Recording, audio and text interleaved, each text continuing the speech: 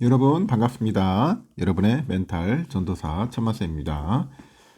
이제 또 오후 시간이 다가왔네요. 약간 좀 목이 좀 풀린 것 같습니다. 따뜻한 커피를 한 여러 잔 마셨더니 좀 나아지는 것 같네요. 날씨도 춥고 감기 조심하십시오. 밖에 나가면 바람도 많이 부는 것 같던데 눈이 오는 것도 있고 그렇습니다. 따뜻한 아메리카 한 잔이 상당히 좋은 것 같네요. 어, 반도체하고 삼성전자하고 뭐 다양한 그런 IT 소식들이 요즘 들리고 있어요.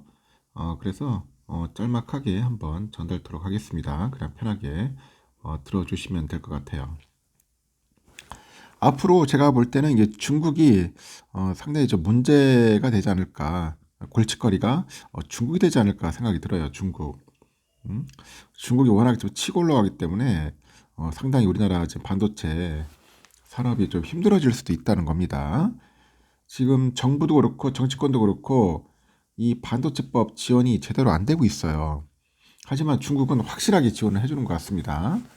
미국도 그렇고 왜 그런지 모르겠어요. 대한민국 이러다가 진짜 큰일 날 것 같은데 글로벌 경기 침체 장기화로 인해서 IT 수요 부진이 좀 길어지고 있죠. 현재 수요 부진이 현재 길어지고 있고 중국이 저가 레거시 D램을 밀어냅니다. 저가 레거시 그 D램을 밀어내가지고 이 메모리 반도체 D램 가격의 하락세가 현재 지속되고 있다. 그렇게 현재 표현을 하고 있어요. 시장 조사 업체 D램 익스체인지를 보니까 11월 PC용 D램 범용 제품 DDR4 8기가짜리를 보니까요.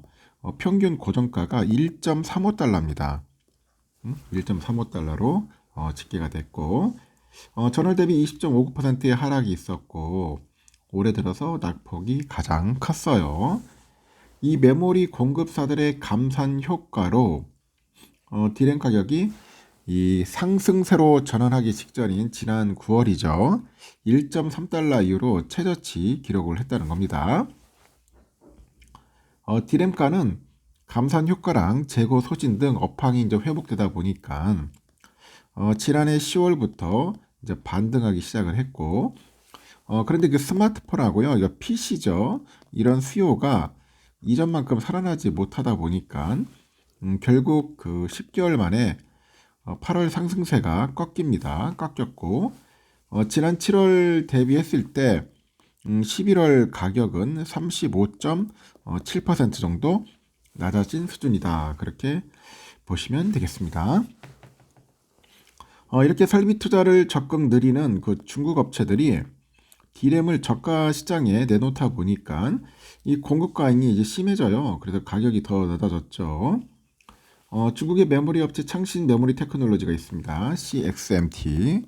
이 CXMT가 있고 이 푸젠 진화는 DDR4 8기가짜리 D램을 시중 가격의 절반이 0.75에서 1달러에 물량을 쏟아내는 그런 상황을 보여주고 있다는 겁니다. 지난 11월에 PC용 DDR5 16기가짜리 이 제품의 평균 고정가가 3.9달러예요. 전월에 4.05달러 대비 3.7% 내렸습니다. 지난 7월에 4.65달러랑 비교를 해보니까 16.1% 하락을 했고, 이는 CXMT의 그 물량 공세에 대응을 해가지고 메모리 그 3사, 삼성, 하이닉스, 마이크론 이렇게 세 개 회사가 선단 공정 전환의 속도를 내다 보니까 DDR5의 공급 증가 우려가 좀 불거진 영향이 있다는 겁니다. 업계에서는 내년 초까지는 범용 디램 가격 약세가 이어질 것으로 전망을 하고 있어요. 그래서 IT 기기 수요 개선 조짐이 뚜렷하게 현재 보여지지 않고 중국의 업체들의 공급도 줄지 않을 것이기 때문이다 보는 거죠. 올해는 4분기부터 내년 2분기 사이에 이 공급 업체들의 D램 가동률 상승과 이 CXMT의 그 제품 출하 증가로 이 공급의 증가율이 수요 증가율을 상회하지 않겠냐? 그럼 어떻게 되겠어요? 공급이 많아지면은 결국은 가격은 빠질 수밖에 없다. 그렇게 보는 것 같습니다. 야, 가격이 빠지면은 결국은 실적 악화로 또 유발을 할 것 같네요. 이런 부분들이 가장 좀 문제점이다. 가장 걸림돌인 것 같아요. 그리고 짤막하게 또 보니까 그 국내 시가총액 상위 대형주를 중심으로 한 ETF가 올해 코스피를 밑도는 수익률을 거뒀네요. 국내 증시가 부진한 상황인데 이 금융주, 통신주 이걸로 구성된 고배당 ETF가 비교적 선방을 했다는 거야. 그래서 8일날 보니까 삼성전자, 하이닉스, 현대차 이 합산 비중이 50%가 넘는 타이거의 그 탑10이라고 있어. 탑10. 이 타이거 탑10은 올해 들어서 14.1%나 내렸어요. 오른 게 아니야. 떨어졌어요. 이 ETF는 유가증권과 이 코스닥 유동 시가총액 상위 10개 종목에 분산 투자한 거죠. 시총 상위 10개 종목을 10% 동일한 비중으로 이 구성한 ETF들도 저조한 실적을 기록을 한 거죠. 같은 기간에 코덱스 탑 10 동일 가중이 9.92%, 그리고 이 솔의 200 그 탑 10도 10.1%, 하나로 200의 탑 10도 9.69%.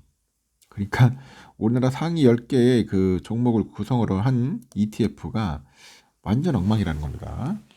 그리고 코스피 200 지수를 추정하는 코덱스 200도 마이너스 11.1%, 타이거 200도 마이너스 11.2%. 하여튼 비슷해요. 많이 좀 빠졌습니다. 이렇게 국내 증시가 부진한 상황에서 대형주로 구성된 ETF가 안정적인 대피처가 되지 못한 거예요. 그래도 대형주 사면 좀 낫지 않겠냐, 그런 생각들을 하고 투자를 했는데 이거 웬걸 결과를 보니까 엉망이라는 거죠. 실제로 올해 들어서 외국인과 기관애들이 순매도한 종목 상위권에 보니까 시총 상위권에 포진한 대장주들이 좀 많았네요. 올해 초부터 이달 6일까지 외국인들이 가장 많이 순매도한 종목은 삼성전자, LG화학, SDI, 셀트리온, 네이버 순이었습니다. 기관애들이 가장 많이 매도한 종목은 삼성전자, 그 다음은 하이닉스였습니다. 반면에 배당주를 중심으로 투자하는 ETF는 전체 시장 대비 우수한 성적을 거뒀는데 올해 들어서 타이거은행 고배당 플러스 탑10이 있어요. 많이 올랐습니다. 40.1%.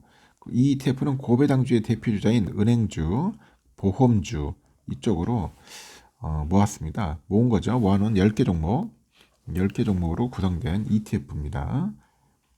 그리고 이 코세프라고 있어요. 또 코세프의 그 고배당도 24.7%나 상승을 했습니다.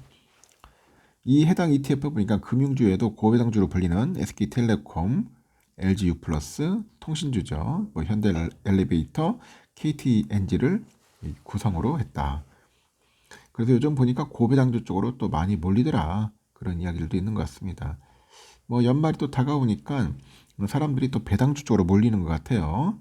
하여튼 그런 부분들도 참고하셔서 투자하시면 좋을 것 같고, 오히려 그 해외 ETF가 좀 많이 상승을 했죠. 국내 주식 중에 해외 지수를 추종하는 ETF가 있어요. 에이스 미국 빅테크 탑10, 탑7 미국, 또 타이거의 미국 테크 탑10 있어요. 타이거의 미국 테크 탑10, 에이스는 미국 빅테크 탑7 플러스 이런 것들을 좀 많이 하는 것 같습니다. 투자라는 게 참 쉽지 않습니다. 1년에 한 15% 내외만 그 수익을 내도 참 잘하는 거거든요. 근데 오히려 까먹고 있으니까 답답한 겁니다. 하여튼 여러분 손실이 없도록 투자를 현명하게 잘 하시기 바랍니다. 알았죠? 여기까지 하겠습니다.